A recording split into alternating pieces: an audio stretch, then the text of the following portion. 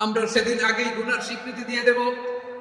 আমরা বলবো, আল্লাহ তুমি প্রশ্ন করার আগে তোমার একটা কথা বলি, আমার কিছু জিজ্ঞেস করো না, আমি সব করেছি। এমন কোন পাপ নাই যে পাপ আমারে দিয়ে হয় নাই। তোমার রহমত দিয়ে তুমি জান্নাতে পাঠাবা, তোমার দয়ায় জান্নাতে যেতে চাই, আমল দিয়ে না। পারবেন বলতে? কিয়ামতের দিন আমরা বলবো, আল্লাহ আমার আমল দিয়ে জান্নাত চাই না, আমি তোমার দয়া দিয়ে জান্নাত চাই। তোমার দয়া ছাড়া আমার কোনো উপায় নাই। লিল্লাহি তাকবীর।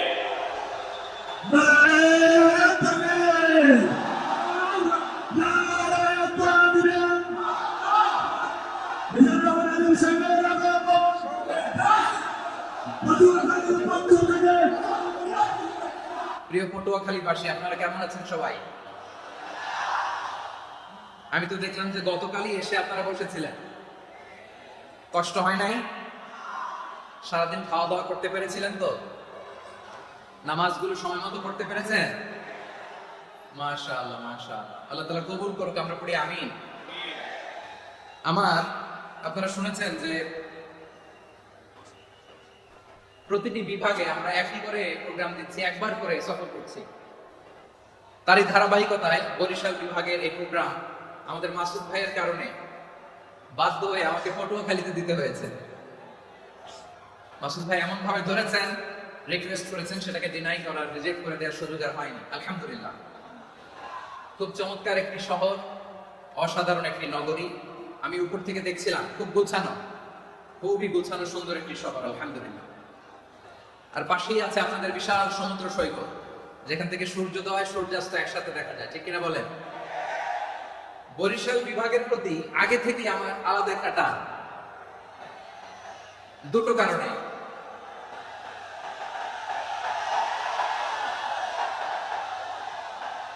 আলহামদুলিল্লাহ আলহামদুলিল্লাহ, মাশাআল্লাহ।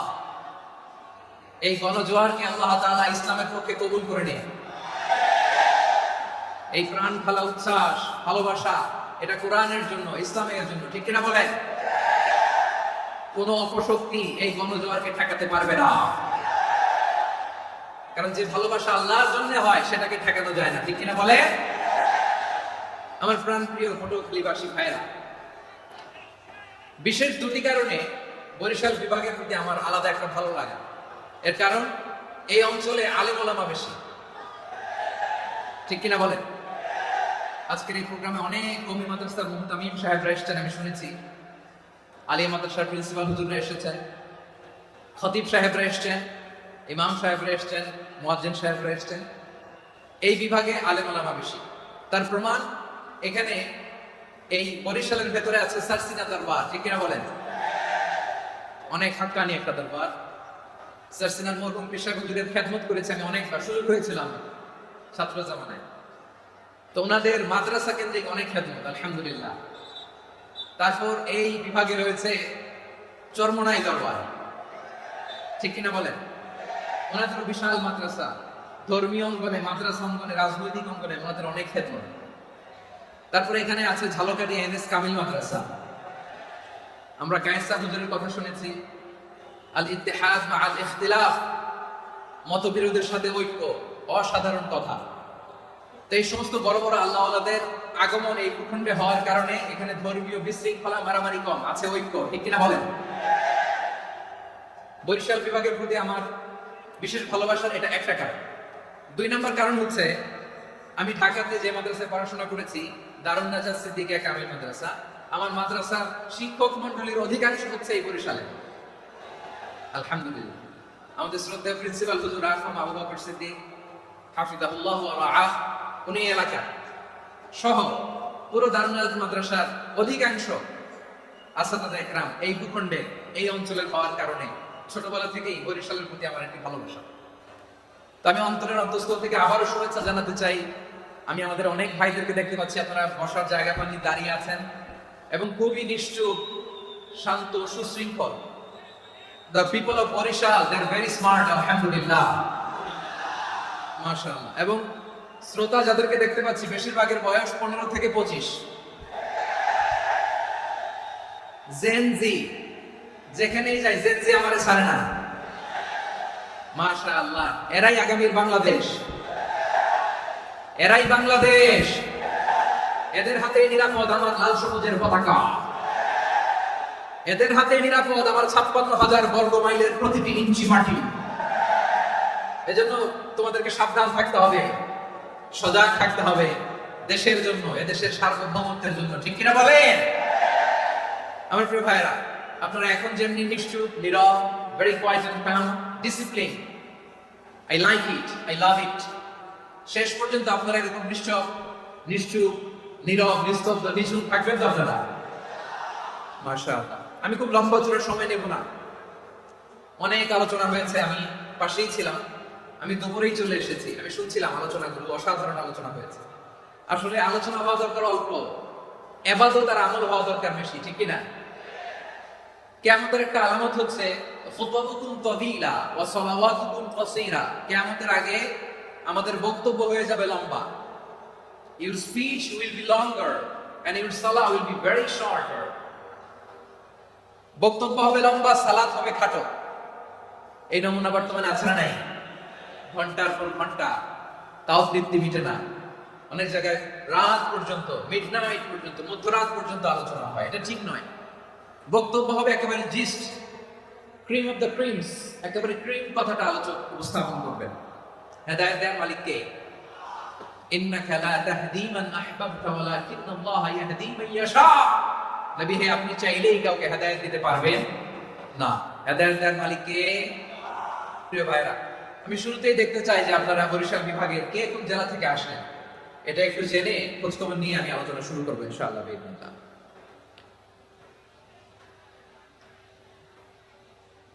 প্রিয় ভাইরা, আমি দেখতে চাচ্ছি আপনাদের এই বরিশাল বিভাগের ভোলা জেলা আছে না একটা, দ্বীপ জেলা, ওখান থেকে কেউ আসতে পারছেন নাকি? হ্যাঁ, আল্লাহু আকবার, আসছে তো, ওই যে হাত দেখা যাচ্ছে। সর্বনাশ, মাশাআল্লাহ, ঠিক আছে, আল্লাহ আমার ভাইদেরকে তুমি কবুল করো। বরগুনা জেলা থেকে কেউ এসেছেন আজকের প্রোগ্রামে? ইয়া সালাম, মাশাআল্লাহ, মাশাআল্লাহ, ওয়েলকাম, ওয়েলকাম, ঠিক আছে। পিরোজপুর জেলার কেউ এসেছেন? পিরোজপুর জেলা থেকে মাশাআল্লাহ, অনেক ভাইরা এসেছেন। ঝালকাঠি, মাশাআল্লাহ, ঝালকাঠিতে অনেক আসছে। তারপর বরিশাল জেলা থেকে কারা কারা এসেছেন? বরিশাল, মাশাআল্লাহ, তাবারাকাল্লাহ। এবার পটুয়াখালী জেলার কারা কারা দেখি? মাশাআল্লাহ, মাশাআল্লাহ, মাশাআল্লাহ। আল্লাহ তুমি কবুল করো, আল্লাহ তুমি কবুল করো। লিল্লাহি তাকবীর, লিল্লাহি তাকবীর, লিল্লাহি তাকবীর। হাত নামান। প্রিয় ভাইরা, আসুন আমরা কাল বিলম্ব না করে আজকে পটুয়াখালী জেলা শহরের, মাশাআল্লাহ, ওই যে লক্ষ্মীপুর থেকে আমাদের ভাই এসে প্লেকার্ড নিয়ে দাঁড়াইছে। ঠিক আছে, প্লেকার্ড দেখেছি, ফি আমানিল্লাহ। আচ্ছা, এই বরিশাল বিভাগের বাইরে থেকে কারা কারা আসছে দেখি, কেউ আছেন কিনা? মাশাআল্লাহ, অনেক অনেক অনেক, মাশাআল্লাহ, আল্লাহ কবুল করুন, আল্লাহ কবুল করুন, ফি আমানিল্লাহ। চাঁদপুর, ঠিক আছে, ঠিক আছে, হ্যাঁ, ইলিশের বাড়ি চাঁদপুর, ঠিক আছে, মাশাআল্লাহ। বসুন, বসুন। সম্মানিত ভাইরা, আসুন আমরা মূল আলোচনার দিকে চলে যাই। আজকে আমরা যে টপিকটা নিয়ে আলোচনা করব সেটা হচ্ছে, আমরা যে জীবনে বিপদে পড়ি, আমরা বিপদে পড়লে আমাদেরকে উদ্ধার করে কে? আল্লাহ ছাড়া আমাদের বাঁচানোর কেউ আছে? উদ্ধার করার কেউ আছে? রক্ষা করার কেউ আছে? এজন্য বিপদে পড়লে আমরা চাইবো কার কাছে? আমাদের যাই দরকার হোক আমরা ফরিয়াদ করবো কার কাছে? নাকি মাজারে যেয়ে যাবেন? মাজারে যেয়ে যাবেন? অনেকে তো মাজারে যেয়ে কপাল খসে, আছে না নাই? মাজারে যেয়ে সন্তান চায়, আছে? এই এলাকার লোকদের আকীদা খালিস, আমি জানি। মাজারে যেয়ে কপাল খসে আর সন্তান চায়। আচ্ছা, মাজারে গেলে সন্তান পাওয়া যায়? আচ্ছা, মাজারে না গেলে যদি বাচ্চা না হতো, গরু ছাগলের যে বাচ্চা হয় ওরা কোন মাজারে মানত করে বলেন? কথা কি বুঝতেছেন? এই যে প্রতি বছর গরু, ছাগল, ভেড়া এগুলো যে বাচ্চা দেয়, এরা কোন মাজারে যে মানত করে? এজন্য চাইতে হবে একজনের কাছে, তিনি কে? আমার প্রিয় পটুয়াখালীবাসী, মাজার জিয়ারত করা সুন্নাহ। আমরা মাজার জিয়ারত করব, আল্লাহ ওয়ালাদের কবরে যাব, আমরা সেখানে যে সালাম দিব, দোয়া করব, নিজের জন্য করব, কবরে শুয়ে থাকা মাইয়িতের জন্য করব, পুরো মুসলিম উম্মাহর জন্য করব। কিন্তু কবরে যিনি শুয়ে আছে ওই বাবার কাছে সন্তান চাওয়া যাবে? চাকরি চাওয়া যাবে? সফলতা চাওয়া যাবে? সফলতা দেয় কে? সবাই বলেন নাই, আওয়াজ করে বলেন সফলতা দেওয়ার মালিক কে? এক কথায় রব্বুল আলামিন বলেন, ওয়া ইয়ামসাসকাল্লাহু বিদুররিন ফালা কাশিফা লাহু ইল্লা হু ওয়া ইয়ুরিদকা বিখাইরিন ফালা রাদ্দা লিফাদলিহি ইউসিবু বিহি মান ইয়াশাউ মিন ইবাদিহি ওয়া হুয়াল গফুরুর রাহিম। আল্লাহু আকবার। আল্লাহ বললেন, ওয়া ইয়ামসাসকাল্লাহু বিদুররিন ফালা কাশিফা লাহু ইল্লা হু। আল্লাহ যদি তোমাকে কোনো বিপদ স্পর্শ করায়, আল্লাহ যদি তোমারে কোনো বিপদে ফেলে দেয়, ওই বিপদ থেকে উদ্ধার করার তিনি ছাড়া আর কেউ নাই। জোরে বলেন ঠিক কিনা? তিনি যদি কোনো বিপদে ফেলেন, তিনি ছাড়া বিপদ থেকে উদ্ধার করার কেউ নাই। আর তিনি যদি তোমার প্রতি কোনো অনুগ্রহ করতে চান, ওই অনুগ্রহ ঠেকিয়ে দেওয়ার ক্ষমতাও কারো নাই। আল্লাহ যদি আপনার সফলতা দিতে চায়, পৃথিবীর কোন শক্তি ওই সফলতাকে থামাতে পারে? এজন্য আল্লাহ বললেন, খবরদার, চিন্তা রাখিদা খালিস করে নাও। ওয়া ইয়ামসাসকাল্লাহু বিদুররিন ফালা কাশিফা লাহু ইল্লা হু। আল্লাহ বিপদে ফেললে বিপদ থেকে উদ্ধার করার কেউ থাকে না। আর আল্লাহ যদি তোমার প্রতি দয়া দেখাতে চান, অনুগ্রহ করতে চান, ওই অনুগ্রহকে প্রতিরোধ করার মতো ক্ষমতা কারো নাই। তিনি তার বান্দাদের মধ্য থেকে যাকে ইচ্ছা তাকে দেন, যত ইচ্ছা তত দেন। তিনি ক্ষমাশীল, তিনি মেহেরবান। সুবহানাল্লাহ। তিনি ক্ষমাশীল, তিনি মেহেরবান।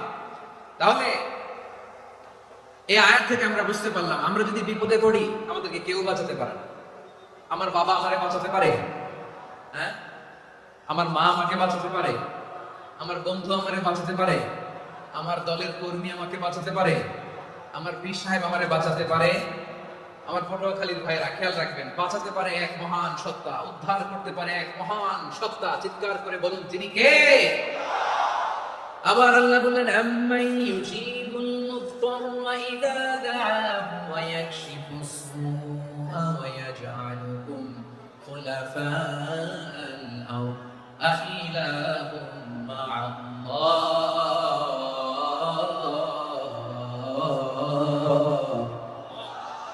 ক্বালিলাম মা তাযাক্কারুন। রব্বুল আলামিন বলেন, বিপদে পড়ে কাতর কণ্ঠে চিন্তাগ্রস্ত হয়ে যখন কেউ ফরিয়াদি হয়ে আল্লাহর ডাকে হাত তোলে, তখন এই ব্যক্তির ডাকে সাড়া দেয় কে? সবাই বলুন, কাতর কণ্ঠে বিপন্ন অবস্থায় আপনি যখন কেঁদে কেঁদে হাত তুলে আপনার দুঃখের কথা জানান, আপনি যখন ডাকেন তারে, তখন আপনার ডাকে সাড়া দেয় কে? আল্লাহ বলে, আমি সাড়া দেই। তোমাদের বিপদকে মুক্ত করে দেয় কে? ওই আল্লাহর সাথে কোন উপাস্য আছে নাকি? কিন্তু খুব অল্প সংখ্যক লোকই তোমরা উপদেশ গ্রহণ করো, কথাটা কার? তাহলে বিপন্ন মানবতা যখন কাঁদে, মানুষ যখন বিপদে পড়ে নিরুপায় হয়ে ফরিয়াদ করে, তার ডাক শোনার কেউ নাই একজন ছাড়া। চিল্লায় বলেন তো, তিনি কে? এজন্য আমরা ফরিয়াদের হাত কার দিকে তুলব? প্রিয় পটুয়াখালী, বলেন, ফরিয়াদের দুটো হাত আমরা কার দিকে তুলবো? এবং খেয়াল রাখতে হবে, মাথার সাথে সেট করে নিতে হবে, আল্লাহ ছাড়া আমাকে উদ্ধার করার কেউ নাই। এই পৃথিবীতে কেউ আপন না। প্রিয় ভাই, বিপদে বললে বোঝা যায় কেউ আপন না। আপন শুধু একজন মহান সত্তা, তিনি কে? এটাকে আপনারা খেয়াল রাখতে পারবেন? হ্যাঁ, বিপদে আপদে কেউ আমাদের বাঁচাতে পারে না, তরাতে পারে না, মুক্তি দিতে পারে না, উদ্ধার করতে পারে না, একমাত্র আমার প্রভু ছাড়া, আল্লাহ ছাড়া। চিল্লায় বলেন ঠিক কিনা? এবং প্রিয় পটুয়াখালীর ভাইয়েরা, মাথার সাথে এটা সেট করে নিতে হবে যে আমাদের পুরো জীবনটাই পরীক্ষা। পুরো জীবনটাই কি? The life is a test. পুরো জীবনটাই পরীক্ষা। এই জীবনে বিপদ আসবে, আপদ আসবে, পরীক্ষা আসবে, সবার জীবনে এটা থাকে। এক একজনের পরীক্ষা এক এক রকম। আমার পরীক্ষা এক রকম, মাসুদ ভাইয়ের পরীক্ষা এক রকম, চৌধুরী সাহেবের পরীক্ষা এক রকম, আপনার পরীক্ষা এক রকম, ওনার পরীক্ষা আবার আরেক রকম। পুরো পৃথিবীটাই পরীক্ষা ক্ষেত্র, সবাই পরীক্ষা দিচ্ছি, কিন্তু কারো পরীক্ষা প্রশ্নের সাথে কারোটার মিল না। সুবহানাল্লাহ পড়বেন না? পুরোটাই পরীক্ষা ক্ষেত্র, সবাই পরীক্ষার্থী, কিন্তু প্রশ্নপত্র একটার সাথে আরেকটা মিলে না। One doesn't match the other. একজনেরটার সাথে আরেকজনেরটা মিলে না। কাউকে আল্লাহ তাআলা ধনী বানিয়ে পরীক্ষা করেন। কি বানিয়ে? কথা কি বুঝতেছেন নাকি কষ্ট হচ্ছে? কষ্ট হচ্ছে আপনাদের? কাউকে আল্লাহ ধনী বানিয়ে পরীক্ষা করেন। আবার কাউকে আল্লাহ তাআলা গরিব বানিয়ে পরীক্ষা করেন, কাউকে আল্লাহ অসুস্থ বানিয়ে পরীক্ষা করেন। কেউ দেখবেন যে দুরারোগ্য ব্যাধিতে আক্রান্ত, ডাক্তার বলেছে আর সময় নাই, দুরারোগ্য ব্যাধি ক্যান্সার, যার নেই কোনো অ্যান্সার, তার জন্য পরীক্ষা হচ্ছে এই রোগ। আরেক লোক দেখবেন তার আবার রোগ বালাই নাই, মাশাআল্লাহ, তাকে আল্লাহ তাআলা আর্থিক দৈন্যতা, দারিদ্রতা দিয়ে পরীক্ষা করছেন। এরকম আছে না নাই? টাকা পয়সা নাই, দিন আনে দিন খায়, যা আছে তাতে চলে না, এটা তার জন্য পরীক্ষা। আবার আরেক শ্রেণীর লোক দেখবেন তাকে আল্লাহ অসুস্থতাও দেয় নাই, দারিদ্রতাও দেয় নাই, তার দাম্পত্য জীবনের সমস্যা আছে না নাই? স্ত্রী কথা শোনে না, অথবা ছেলে মেয়ে কথা শোনে না। তাহলে পরীক্ষা সবার জীবনে আছে, এক একজনের পরীক্ষাটা এক এক রকম। আল্লাহ তাআলা দেখতে চায় যে এই পরীক্ষার সময় আমরা কিরকম রেসপন্স করি, how to deal with the test, কিভাবে এই বিপদ আপদ পরীক্ষাগুলোকে আমরা হ্যান্ডেল করব, ডিল করব, এটা হচ্ছে আজকের আলোচনার বিষয়। বুঝতে পেরেছেন সবাই আমার প্রিয় ভাইয়েরা? তাহলে পরীক্ষাময় আমাদের জীবন, বিপদ আপদ পরীক্ষা, এটা মানুষের পিছু ছড়ে না, সবার জীবনে পরীক্ষা আছে। নবীদের জীবনেও পরীক্ষা ছিল। সাহাবারা জিজ্ঞেস করেছেন, ইয়া রাসূলুল্লাহ, আইয়ুন নাসি আশাদ্দু বালাআন ফিদ দুনিয়া, এই দুনিয়ার বুকে কাদের পরীক্ষা সবচেয়ে বেশি? বিশ্বনবী বলেছেন, আল আম্বিয়া, এই পৃথিবীতে সবচেয়ে বেশি পরীক্ষা আল্লাহ তাআলা নিয়ে থাকেন নবীদের। কাদের? নবীদের। সুম্মাল আমসাল ফাল আমসাল, এরপরে নবীদের পরের স্তরে যারা, তাদের পরীক্ষা। এরপরে তাদের পরের স্তরে যারা, তাদের পরীক্ষা। সিদ্দিকীনদের, শুহাদাদের, সালিহিনদের, আল্লাহওয়ালাদের, যার ঈমান যত মজবুত তার জীবনে পরীক্ষাও তত বেশি। চিল্লায় বলেন ঠিক কিনা? তাহলে মুমিনরা, বিশ্বাসীরা, আমরা কি পরীক্ষা বিপদ আপদে ভয় পাই? হ্যাঁ, বিপদ দেখলে ভয় লাগে আপনাদের? ভয় লাগে? হ্যাঁ, না, মুমিনরা বিপদে ভয় পায় না, তারা হতাশ হয় না, সুবহানাল্লাহ, তারা নিরাশ হয় না। বিশ্বাসীরা হাল ছেড়ে দেয় না, তারা ভরসা রাখে একজনের উপর। চিল্লায় বলতে হবে তিনি কে? কারণ মুমিন জানে the grief isn't permanent, the test isn't permanent, the struggle in our life isn't permanent. আমাদের জীবনে দুঃখ, কষ্ট, স্ট্রাগল, এগুলো পার্মানেন্ট নয়। After every difficulties there is an ease. সব কষ্টের পরে একটা সুখ আছে না নাই? রব্বুল আলামিন বলেন, ফাইন্না মাআল উসরি ইসরা, ইন্না মাআল উসরি ইসরা, ভয় পেও না, চিন্তা করো না, কষ্টের সাথেই আমি রেখে দিয়েছি স্বস্তি। সুবহানাল্লাহ বলেন। মুমিন জীবনে বিপদ যত বেশি, কষ্ট যত বেশি, তার সামনে সফলতা তার চেয়েও বেশি। ঠিক কিনা বলেন? কারণ বিশ্বাসীরা জানে রাত্রি যত গভীর হয়, সুবহে সাদিকের সময় তত আগাতে থাকে। গর্ভবতী নারীর পেটের ব্যথা যত বাড়তে থাকে, ঘরে নতুন মেহমান আগমনের সময় বানাতে থাকে। মুমিনদের উপর বিপদ, অত্যাচার, আপদ, পরীক্ষা যত বাড়তে থাকে, কালেমার পতাকা উড্ডয়নের সময় কাছে আসতে থাকে। বিশ্বাসীদের এগুলো হিসাব মিলানো অনেক আগে, এগুলো অনেক আগে হিসাব মিলানো। দুঃখের আধার শেষে সুখের আলো মিটি মিটি হাসে। চিল্লায় বলেন ঠিক কিনা? দুঃখের আধার শেষে আলোর প্রভাত হাসে, হতাশার কালো মেঘে যায় গো ভেসে, হতাশার কালো মেঘে যায় গো ভেসে। দুঃখের আধার শেষে আলোর প্রভাত হাসে, হতাশার কালো মেঘে যায় গো ভেসে, হতাশার কালো মেঘে যায় গো ভেসে। কোরআনে দুঃখের আধার শেষে আলোর প্রভাত হাসে, হতাশার কালো মেঘে যায় গো ভেসে, হতাশার কালো মেঘে যায় গো ভেসে। ঠিক কিনা বলে? দুঃখ যত বেশি, পরীক্ষা যত বেশি, কষ্ট যত বেশি, সুখের সময় তত কাছাকাছি। চিল্লায় বলতে হবে ঠিক কিনা? এজন্য মুমিন জীবনে পরীক্ষা বেশি, মুমিনদের হতাশা নাই। মুমিনরা নিরাশ হয় না, হতাশ হয় কাফিররা। মুমিনরা কখনো হাল ছেড়ে দেয় না, মুমিনরা ভরসা রাখে একজনের উপর, তিনি কে? তাহলে আমার প্রিয় পটুয়াখালীবাসী, বিপদ থাকবে, পরীক্ষা থাকবে, এই বিপদ থেকে আমাদেরকে উদ্ধার করবেন একজন, তিনি কে? আমরা শুধু আল্লাহর উপরই ভরসা রাখবো। রাজি আছেন তো? চাইবো একজন সত্তার কাছে। আওয়াজ করে বলুন তিনি কে? একজন সত্তার কাছে চাইবো। বিশ্বনবী ওনার চাচাতো ভাই আব্দুল্লাহ ইবনে আব্বাস রাদিয়াল্লাহু তাআলা আনহুকে বললেন, ইয়া আব্দুল্লাহ ইবনে আব্বাস, হে আব্দুল্লাহ ইবনে আব্বাস, ইদা সাআলতা ফাসআলিল্লাহ, যখন চাইবে আল্লাহর কাছে যাও। ও আব্দুল্লাহ, যখন চাইবা আল্লাহর কাছে চাও। ওয়া ইযা ইসতাআনতা ফাসতাইন বিল্লাহ, যখন সাহায্য চাইবা আল্লাহর কাছে ফরিয়াদ করো। জেনে রেখো আব্দুল্লাহ, ওয়া'লাম আন্নাল উম্মাতা লাউ ইজতামাআত আলা আন ইয়ানফাউকা বিশাইইন লাম ইয়ানফাউকা ইল্লা বিশাইইন ক্বাদ কাতাবাহু আল্লাহু লাক। ও আব্দুল্লাহ, জেনে রেখো, মনে রেখো, গোটা বিশ্বের সবাই মিলে যদি তোমার উপকার করতে চায় ততটুকুই তারা করতে পারবে যতটুকু আল্লাহ তোমার নসিবে সেটা লিখে রেখেছে। ঠিক কিনা বলেন? আর যদি গোটা বিশ্বের সবাই মিলে তোমার বিরুদ্ধে কনস্পাইরেসি করে, ষড়যন্ত্র করে, গোটা বিশ্বের সবাই মিলেও যদি তোমার ক্ষতি করতে চায় ততটুকুই শুধু পারবে যেটা আল্লাহ তোমার জন্য বরাদ্দ রেখেছে। যতটুকু আল্লাহ তাআলা তোমার জন্য বরাদ্দ রেখেছে ততটুকুই ক্ষতি করতে পারবে, এর এক চুল বেশিও করতে পারবে না, কমও করতে পারবে না। চিল্লা বলেন ঠিক কিনা? এজন্য আমরা চাইবো কার কাছে? সবাই বলেন নাই, আওয়াজ করে বলেন কার কাছে? সব সময় আমরা আল্লাহর কাছে চাইবো, বিপদে আপদে, সুখে দুঃখে, সচ্ছল অবস্থায় অসচ্ছল অবস্থায়, পরাজয়ের সময় বিজয়ের সময়, সব সময় আমরা ভরসা রাখবো কার উপর? সবাই বলুন। একদল লোক আছে যারা বিপদে পড়লে আল্লাহরে ডাকে, আছে না নাই? পটুয়াখালীতে মাশাআল্লাহ নাই, বিপদ আসলে আল্লাহরে ডাকে, বিপদ নাই আল্লাহ নাই। বিপদে পড়লে নামাজ পড়ে, বিপদ নাই নামাজও নাই। বিপদে পড়লে জিকির করে, বিপদ যখন চলে যায় জিকির বন্ধ হয়ে যায়। এরকম আছে না নাই?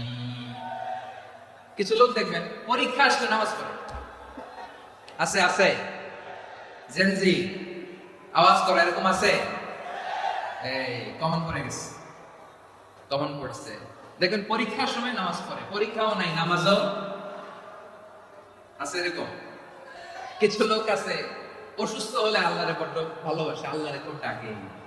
অসুস্থ হইলে অসুস্থতাও নাই, আল্লাহ স্মরণও নাই।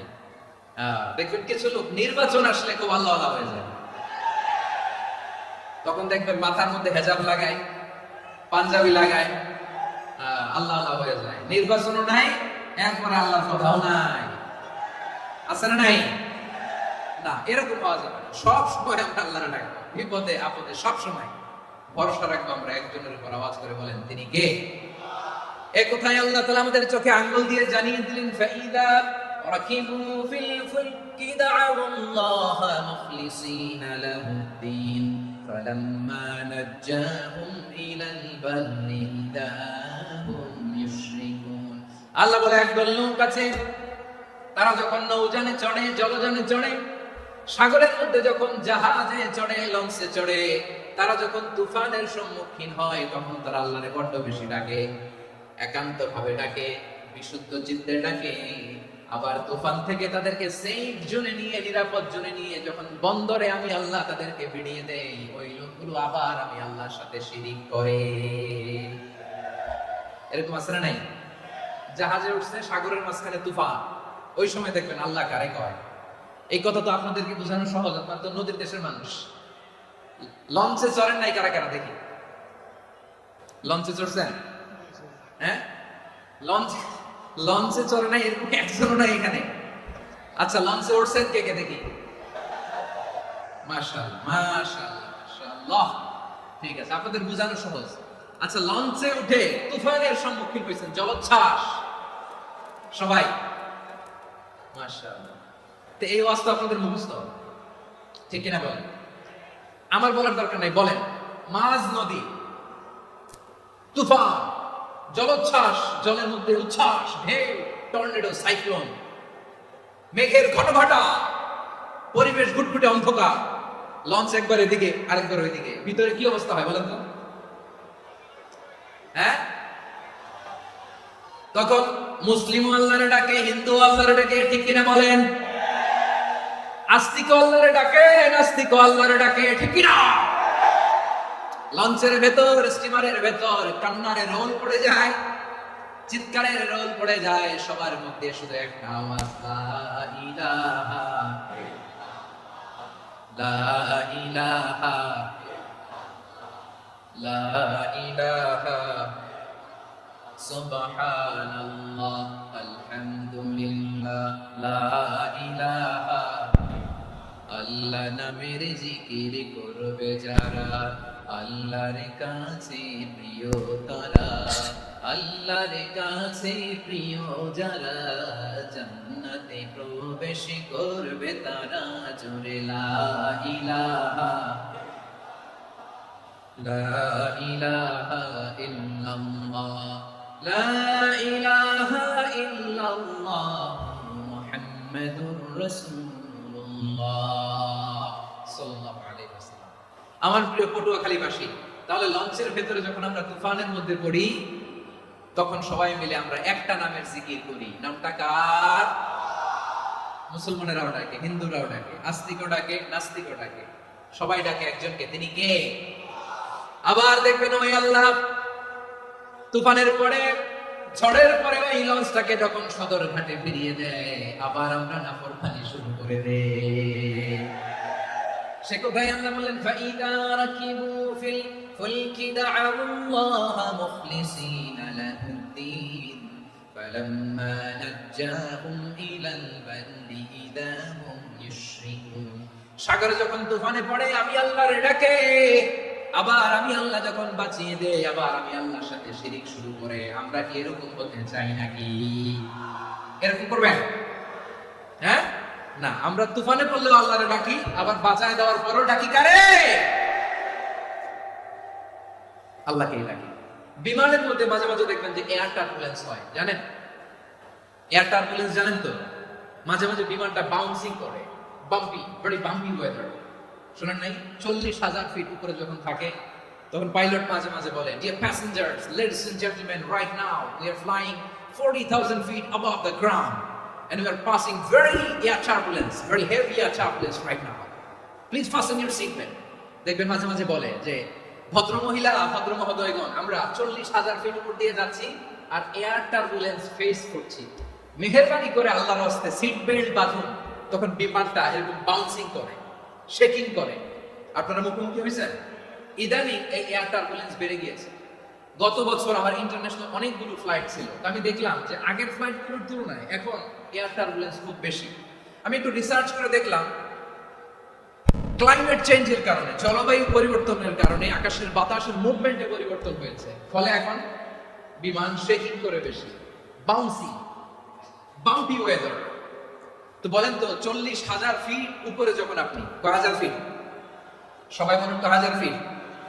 40,000 ফিট উপরে যখন আপনি, তখন যখন বিমানটা এরকম বাউন্সিং করে, সবাই যখন ভমিটিং করে, বিমান নষ্ট করে দেয়, বমি করে, তখন বাঁচানোর কে আছে আল্লাহ ছাড়া?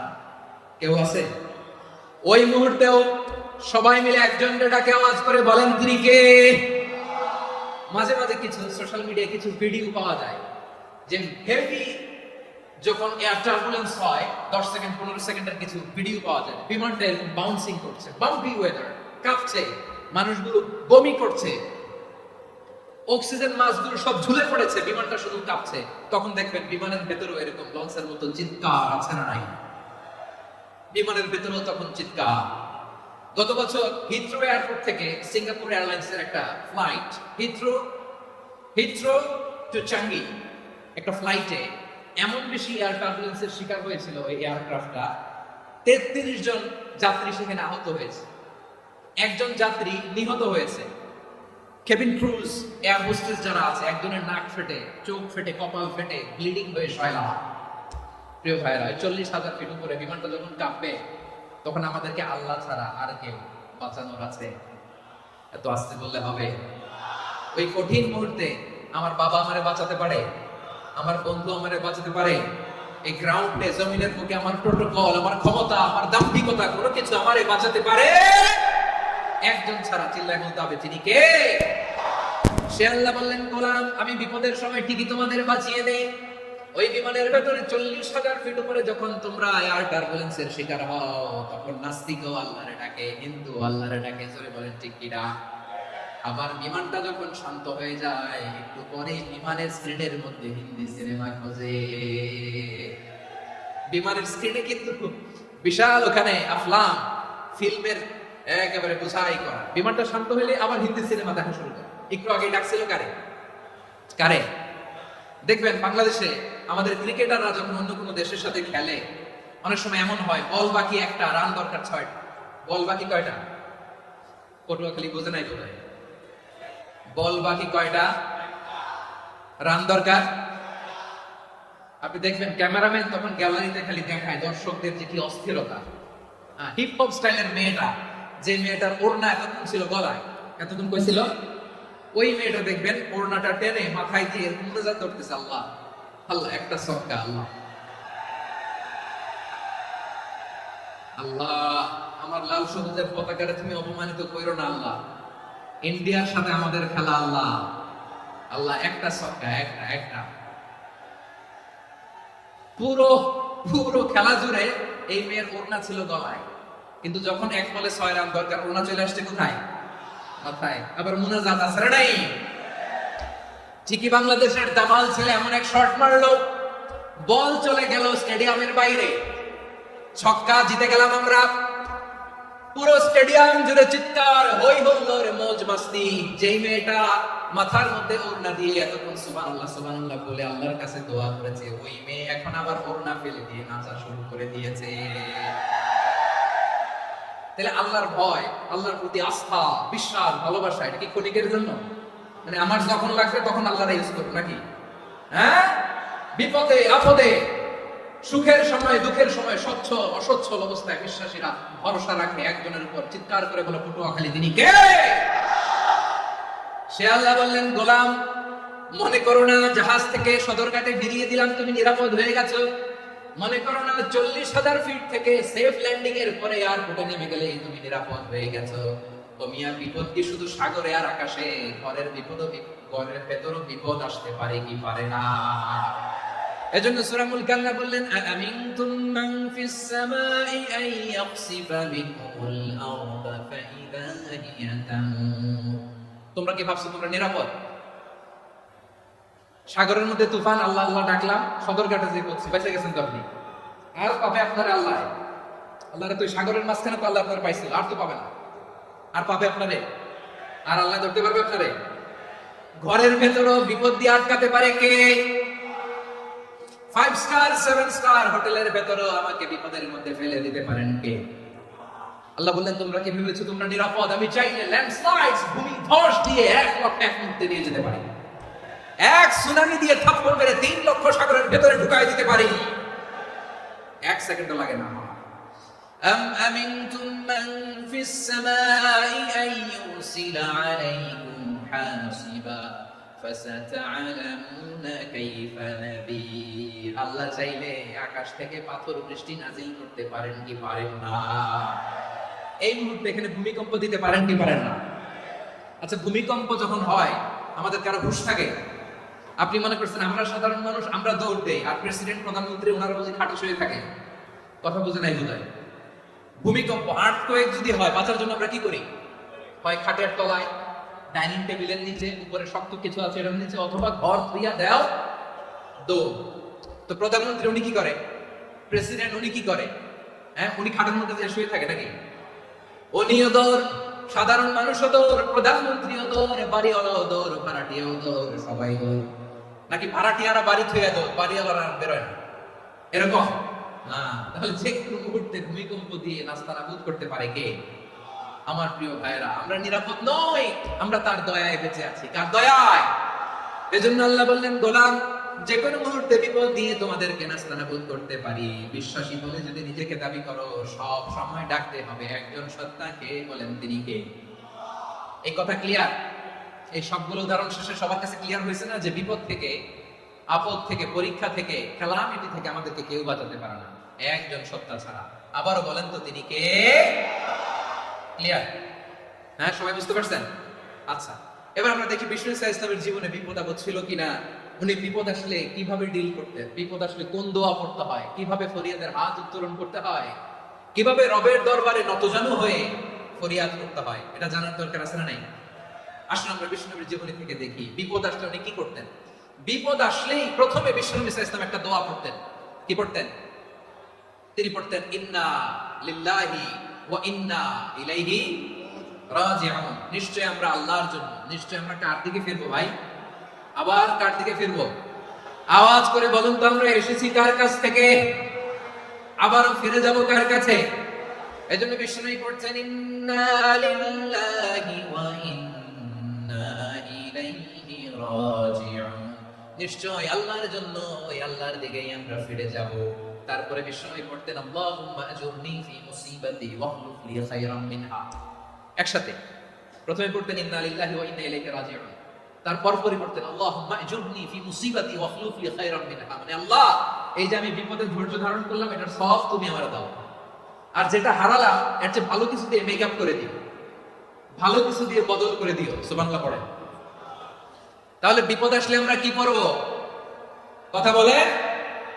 এই যে আমি শুয়েছিলাম, নাশিদ গাচ্ছিল ওরা, এদেশে পরস্পরে দেখা হলে দেয় সালাম, এদেশে আমজনতার হৃদয় জুড়ে পাকালাম, এদেশে বিপদ এলে সর্বজনে সর্বক্ষণে দোয়া পড়ে ইন্না লিল্লাহি। কি পড়ে?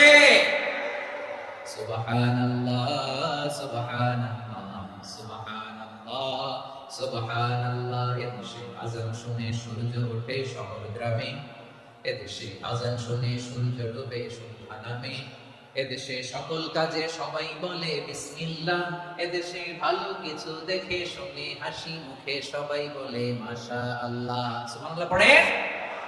তাহলে বিপদ এলে আমরা কি পড়ি? কথা বুঝলে সবাই উত্তর দিতে হবে। বিপদ এলে কি পড়ি? তাহলে বিপদ এলেই আমরা এখন থেকে ইন্না লিল্লাহ করব, নাকি হাই হুতাশ করবেন? একদল আছে হাই হুতাশ করে, হায় আল্লাহ রে মোর কি হইল রে, মই কি হরমু রে, মই কমবে যামু রে, আছে না নাই? এরকম বিলাপ করতে নিষেধ করেছেন বিশ্ব। কি করব, কই যাব, কি হবে, হায় হায়, এরকম হাহুতাশ আছে না নাই? বিশ্বাসীরা হাহুতাশ করে না, তারা ইন্না লিল্লাহ করে। কি পড়ে? মনে থাকবে? আমরা পড়বো ইন্না লিল্লাহি ওয়া ইন্না ইলাইহি রাজিউন। নিশ্চয়ই আমরা আল্লাহর জন্য, আমরা আল্লাহর দিকেই ফিরে যাব। এরপর পড়বো আল্লাহুম্মা আজুরনি ফি মুসিবাতি ওয়াখলুফ লি খায়রাম মিনহা। আল্লাহ, আমি যে বিপদে ধৈর্য ধারণ করলাম এটার সওয়াব দিও, আর যা হারালাম তার চেয়ে ভালো কিছু দিয়ে বদল করে দিও। সুবহানাল্লাহ পড়েন। বিশ্বনবীর এই হাদিস শুনলেন উম্মে সালামা রাদিয়াল্লাহু তাআলা আনহা।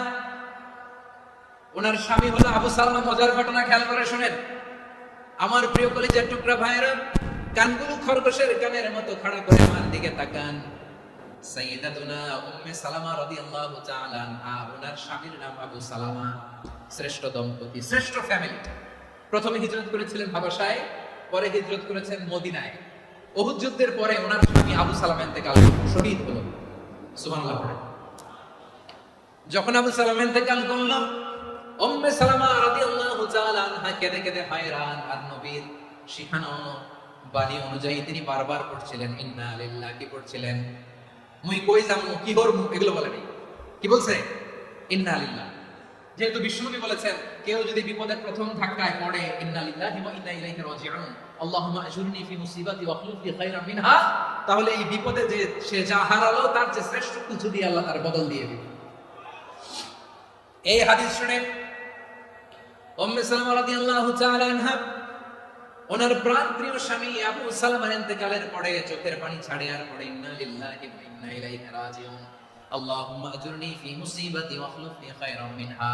বারবার এই দোয়া পড়ে চোখের পানি ছাড়ে, এই দোয়া পড়ে চোখের পানি ছাড়ে, আর মনে মনে বলে আবু সালামার মতো ভালো মানুষ মদিনাতে নাই, আবু সালামার চেয়েও ভালো মানুষ মদিনাতে নাই, তার চেয়ে ভালো মানুষ কি করে আল্লাহ তাআলা আমারে দিবে, তার চেয়ে ভালো মানুষ তো আমি মদিনাতে দেখি না। চোখের পানি দিয়ে বুক ভাসায় আর নবীর হাদিসের উপর আমল করে পড়ে ইন্না লিল্লাহি ওয়া ইন্না ইলাইহি রাজিউন, ইন্না লিল্লাহি ওয়া ইন্না ইলাইহি রাজিউন। পড়তে পড়তে চোখের পানি ছাড়ে আর চিন্তা করে বিশ্বনবী বললেন, এই দোয়া পড়লে যেটা হারালাম তার চেয়ে ভালো কিছু দিয়ে আল্লাহ পুরস্কার দেয়। আবু সালামার চেয়ে ভালো মানুষ মদিনার মধ্যে আর কে হতে পারে? কি আজীব তামাশা, কি অবাক করা ঘটনা। কিছুদিন পরে দেখা গেল সাইয়্যিদুল মুরসালিন রাহমাতাল লিল আলামিন স্বয়ং বিশ্ব নবী উম্মে সালামাকে বিয়ের প্রস্তাব পাঠিয়েছে। স্বয়ং বিশ্ব নবী উম্মে সালামা রাদিয়াল্লাহু তাআলা থেকে বিয়ের প্রস্তাব পাঠিয়েছেন। উনি রাজি হয়ে গেলেন, বিয়ে হয়ে গেল, উনি হয়ে গেলেন উম্মুল মুমিনিন, আমাদের মা, পুরো মুসলিম উম্মার মা। চিৎকার করে বলেন আল্লাহু আকবার। তাহলে আমার প্রাণপ্রিয় ভাইরা, বিপদে পড়লে আমরা পড়বো ইন্না লিল্লাহি ওয়া ইন্না ইলাইহি রাজিউন, আল্লাহুম্মা আজুরনি ফি মুসিবাতি ওয়াখলুফ লি খায়রাম মিনহা। করবেন? করবেন না? যারা যারা বিপদ আসলে এই দোয়াটা করবেন এখন থেকে, আওয়াজ করে ইনশাআল্লাহ বলেন। যা হারাইছেন তার চেয়ে শ্রেষ্ঠ জিনিস দিয়ে বদলা দিবে কে? বিশ্বাস হয়? একটু সন্দেহ লাগে মনে হয়, একটু সন্দেহ সন্দেহ আছে? যাদের বিশ্বাস হবে তাদেরকে আল্লাহ উত্তম বদলা দেবে, ঠিক কিনা বলেন?